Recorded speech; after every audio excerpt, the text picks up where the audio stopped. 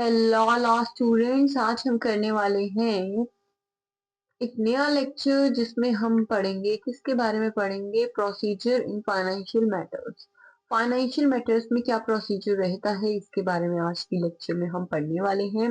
ये हमारी series continue है कॉन्स्टिट्यूशन की एंड आई होप आप ये सीरीज को एंजॉय कर रही हैं और आपको word by word bare act जो है वो समझ आ रही है।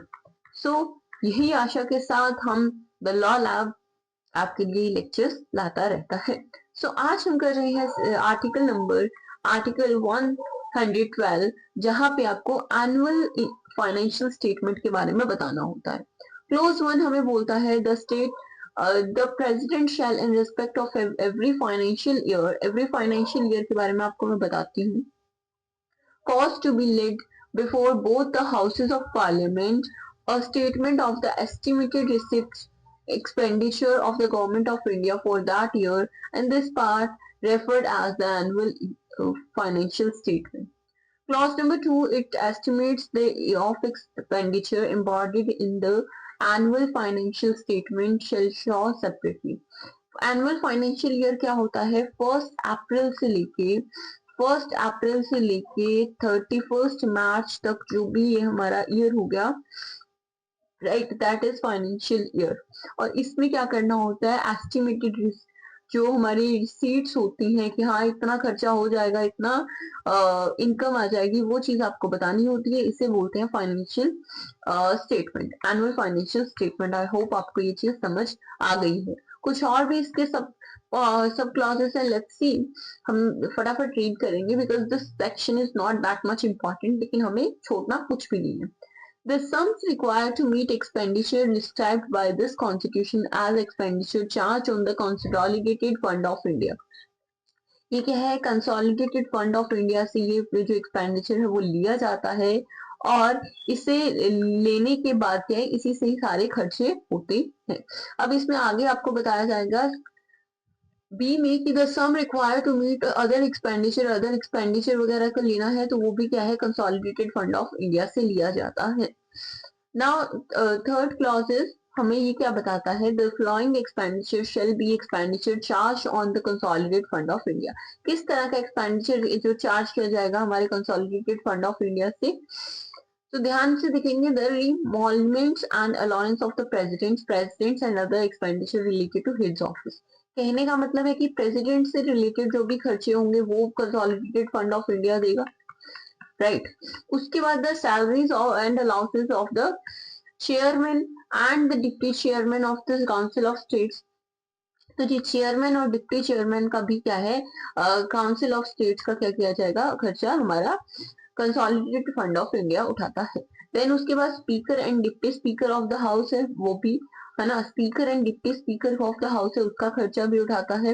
नाउ फोर्थ क्या है? डेप्ट charge from government of India. जो भी डेप्ट चार्जेस होते हैं, है ना, जो भी लोन वगैरह होता है तो वो भी हमारा देता है। And is liable for including the interest, sinking fund charges, redemption charges, and other expenditure relating to the rises of loan and the service and the redemption of debt. डेप्ट से रिलेटेड जो भी चीजें हैं वो होती हैं। Salaries, allowance and pension payable और in respect of जजेस ऑफ सुप्रीम कोर्ट। तो सुप्रीम कोर्ट के जो जजेस हैं वो भी कंसोलिडेटेड फंड ऑफ इंडिया से उनकी सैलरीज वगैरह आती हैं। Now let me just pull up. अब इसके बाद क्या है? आपको ये भी चीज देखनी है, द पेंशंस जो होती हैं, पेंशंस भी होती हैं, वो भी क्या है?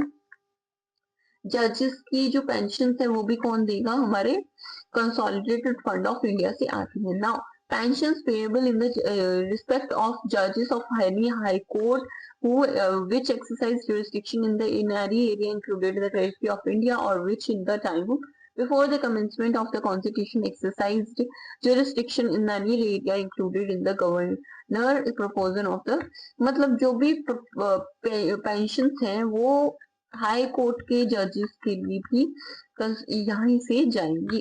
नाउ ई में क्या बताया गया है? सैलरी, अलाउंसेस, पेंशन जो भी होंगे comptroller and attorney general of India, इनके भी क्या है? यहाँ से कंसोलिडेटेड फंड ऑफ इंडिया से controller and attorney general of India की जाएंगी। आगे क्या है, any sum required to satisfy any judgement decree and award of any record और ट्रिब्यूनल ट्रिब्यूनल। तो यहाँ पे कोई भी जजमेंट वगैरह का जो कंपनसेशन वगैरह हो गया, राइट, वो चीज भी यहाँ पे आपको कंसोलिडेटेड फंड ऑफ इंडिया देगा। अदर एक्सपेंस अगर कोई कॉन्स्टिट्यूशन के द्वारा डिक्लेयर कर दिया जाता है, पार्लियामेंट लॉ पास कर देता है, तो वो अदर एक्सपेंस आप लिख सकते हो। क्लियर, इतनी सी बात हमें समझ आ रही है। अब यही हमारे 112 आर्टिकल में दिया गया था। I am sorry if I से सेक्शन, तो आपको पता है कि हमारे कॉन्स्टिट्यूशन में क्या है, आर्टिकल्स हैं। क्लियर, तो सेक्शंस अगर मैं बोल दूं गलती से तो डोंट बी कंफ्यूज। नाउ अब इसमें क्या बताया गया है, आपको कुछ चीजें बताई गई हैं कि जो हमारा सेक्शन नंबर 113 है, सेक्शन 113 है, वो क्या है, procedure in parliament with respect to estimates. Estimate से क्या प्रोसीजर रहता है, किस तरीके से एस्टिमेट लगाया जाता है। So much of the estimates are related to expenditure charged on the consolidated fund of India shall not be submitted by the vote of parliament, but nothing in this clause shall be constructed as preventing the discussion of in either of house of the parliament of the those estimates।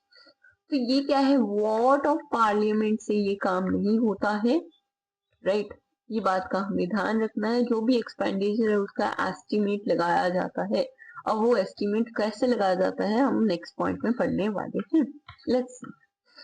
तो so much of the said estimates as relates to other expenditures shall be submitted in the form of demands for grant, form of demands of grant। समझ आ रहा है कि यहाँ पे demand of grants की तरह डालना पड़ेगा to the house of people, and the house of people वो क्या करेंगे, उनके पास पावर टू असर्टेन है, रिफ्यूज है, और टू एनी डिमांड और असर्ट और any demand subject to the reduction of amount specified. तो यहाँ पे क्या है, जो हमारी लोकसभा है उसके पास ये डिमांड जाती है ना, as a form of demand जाता है, तो डिमांड ये क्या कर सकती है, एक्सेप्ट भी कर सकती है, रिजेक्ट भी कर सकती है, और रिडक्शन भी कर सकती है। तो ये सब काम किसके, हमारी लोकसभा के हैं। नाउ क्लॉज नंबर 3 क्या कहता है, no demand for the grant shall be made except the recommendation of president. Recommendation of president के अलावा कोई भी अदर डिमांड नहीं रखी जाएगी। Now this is our next article, article 114। क्या है, अप्रोप्रिएशन बिल्स। ये क्या होते हैं, as soon as may after the grants under article 113 shall have been made by the house of people, there shall be introduced a bill to provide appropriation out of the consolidated fund of India of all money required to meet। अब इसमें क्या बताया गया है, इसमें आपको house of people से सारे बिल इंट्रोड्यूस करने पड़ेंगे, that are obviously called money bill. इसमें क्या है, the grant so made by the people of house of people, ये चीज हमें पता लग गई है ना। तो आपका 1 मार्क्स का क्वेश्चन आ सकता है, यू कैन जस्ट आंसर कि हाउस ऑफ द पीपल क्या करते हैं, ग्रांट्स देते हैं। नाउ क्लॉज बी क्या कहता है, the expenditure charged on the consolidated fund of India but not exceeding in any case the amount shown in the statement previously laid by the parliament. जो भी पार्लियामेंट ने पहले ये स्टेटमेंट डाल दी उससे ज्यादा नहीं होगा। ना इसका सब सेक्शन देखते हैं, no amendment shall be proposed to any bill in either house of parliament which will have the effect of varying the amount of or altering the designation of any grant so made and vary the account of the expenditure charged in the consolidated fund of India and the decision of the person presiding as to whether an amendment is inadmissible under this clause shall be final। तो यहाँ पे क्या है, हमारी सारी जो power है लोकसभा के पास है, जो भी पार्लियामेंट ने जिस चीज के लिए ग्रांट लिया है, राइट, उसी चीज का करना है, उसमें वेरी आप नहीं कर सकते हो, मतलब चेंजेस आप नहीं कर सकते हो, ये बात इसमें लिखी गई है। अब हम आगे देखते हैं, आगे आपको क्या बताया जाएगा। आगे आपको ये बताया जाएगा कि subject to the provisions of article 115 and 16, जो भी 115 एंड 16 में लिखा गया है आर्टिकल्स में, no money shall be withdrawn from the consolidated fund of India except under appropriation made by law passed in accordance with the provisions of this article. तो इस article के अंडर जो भी हमें बताया गया है इसके अकॉर्डिंग ही डाला जाएगा, अदरवाइज कोई भी मनी बिल जो है, no money shall be withdrawn. और इसमें बताया गया कंसोलिडेटेड फंड ऑफ इंडिया है, इसके इस सेक्शन के अंडर, इस आर्टिकल के अंडर 15 और 16, 115 एंड 16 के अंडर और या फिर 114 के अंडर जो है इसमें निकाल सकते हो मनी, अदरवाइज नहीं निकाल सकते हो। क्लियर, सिंपल सी बात है। Very good. Now next, okay let's move on. देखते हैं थोड़ा कितना बड़ा है, ज्यादा है कम है, कोई बात नहीं, करेंगे, बहुत अच्छे से करेंगे। मैं खुद थक जाती हूँ कई बार बोलते बोलते, पढ़ाते पढ़ाते। नो वरीज, थकता तो इंसान है। We can rest and then move on. Now article 115 क्या कहते हैं, सप्लीमेंट्री, एडिशनल एंड और ग्रांट एक्सेस। तो यहाँ पे क्लॉज नंबर 1 क्या कहता है, द प्रेसिडेंट शेल, प्रेसिडेंट क्या करेगा, if the amount authorised by any law made in accordance with the provisions of article 114 to be expended for a particular service for the current financial year to be found insufficient for the purpose of the year, and when a need has been arisen for the during the financial year or supplementary or additional expenditure upon new service not compensated in the annual financial statement for that year। आपने एक budget बनाया कि जी मैं क्या हूँ 1000 रुपए में ही अपना खर्चा चलाऊंगा।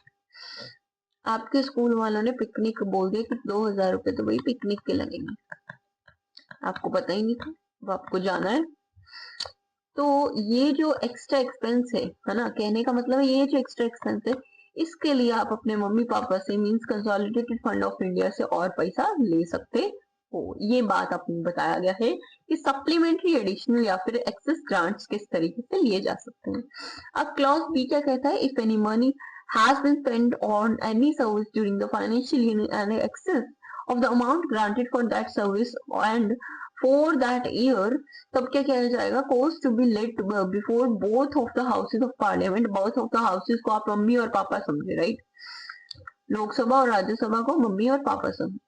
तो ये जो चीज है वो मम्मी और पापा के सामने लाई जाएगी। And other statement showing the estimated amount of that expenditure और cost to be presented to the house of people and demand of such expense. और तो ये एक्सेस जो चीज चाहिए हमें पिकनिक जो मनी चाहिए उसके लिए क्या है, डिमांड लाई जाएगी। आगे फिर मम्मी पापा बताएंगे वही क्या होगा, वैसे ही हमारे लोकसभा के लोग बताएंगे। और ये क्या हो रहा है, हाँ जी कोई बात नहीं, कई बार टेक्निकल एरर हो जाता है।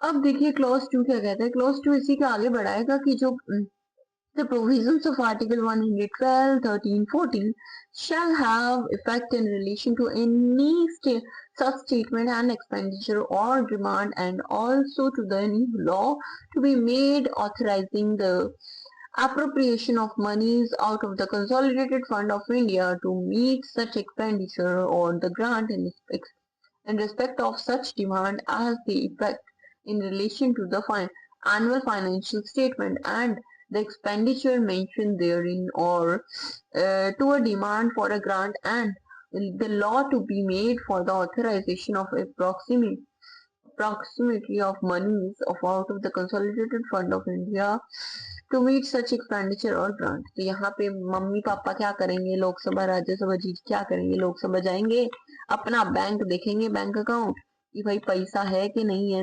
होगा जी होगा तो 2000 रुपये आपको मिल जाएंगे, ग्रांट को दे दिया जाएगा। नाउ नेक्स्ट, है ना, कई बार मम्मी पापा देखते भी हैं कि खर्चा गलत तो नहीं कर रहा है, तो वो भी देख सकते हैं।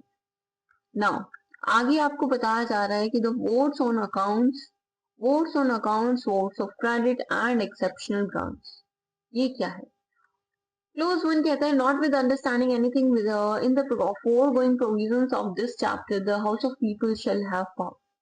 तो हाउस ऑफ पीपल के पास बहुत सारी पावर होगी। A, to make any grant in advance in respect of the estimated expenditure for the part of any financial year pending the completion of the procedure prescribed in this article number 113 for voting of such grant and the passing of the law in accordance with the provisions of article 114 in the relation of that expenditure. Now clause B क्या कहता है, to make a grant for meeting an unexpected demand upon the resources of India when on account of the magnitude or the indefinite character of the service of the demand can't be stated with the details ordinarily given in an annual financial statement. Now इसमें क्या है, इसमें आपको ये बताया गया है कि votes on accounts, votes of credit या फिर एक्सेप्टेशनल ग्रांट्स किस तरीके से दिए जाते हैं। तो इसमें कुछ खास मुझे नहीं लगा कि कुछ होगा। एक्सेप्शनल ग्रांट्स आपको बताया गया not in the part of, तो ये जो नहीं होते हैं तो पार्लियामेंट के पास पावर है कि वो क्या विड्रॉ कर सके मनी कंसोलिडेट ऑफ इंडिया से ये काम पूरा करने के लिए। फॉर एग्जाम्पल अब दिल्ली में क्या है, बहुत ज्यादा पॉल्यूशन है, राइट। दिल्ली का पॉल्यूशन खत्म करने के लिए जो एक्स्ट्रा ग्रांट ली जाएगी उसी की यहाँ पे एक्स्ट्रा जो एक्सेस ग्रांट है उसी की यहाँ पे बात की गई है। बस उन्होंने पॉल्यूशन कम तो नहीं करना है, पर ना उस पॉल्यूशन के नाम पे बहुत पैसा ले लेंगे। Provisions of Article 103 and 14 shall have effect in the relation of the making of any grant under clause 1 and 2, any law to be made under this clause as they have effect in relation of the making of grant with regard to the expenditure managed in the financial. So हम ये चीज पढ़ चुके हैं and I couldn't get the very, मुझे नहीं लगता कि इसे आपको एक्सप्लेन करने की जरूरत है। these are some sections articles जो आप स्किप कर सकते हो and you can just pause my video and read the highlights. अभी आज की वीडियो में इतना ही, नेक्स्ट वीडियो में हम करेंगे प्रोसीजर जर्नली। सो बने रहिए इस वीडियो में और इस थैंक्स फॉर योर अटेंशन। आप लॉ लैब पे ऐसी वीडियोस आपको मिलती रहती है। So like share subscribe my channel. जय हिंद जय भारत, कीप लर्निंग।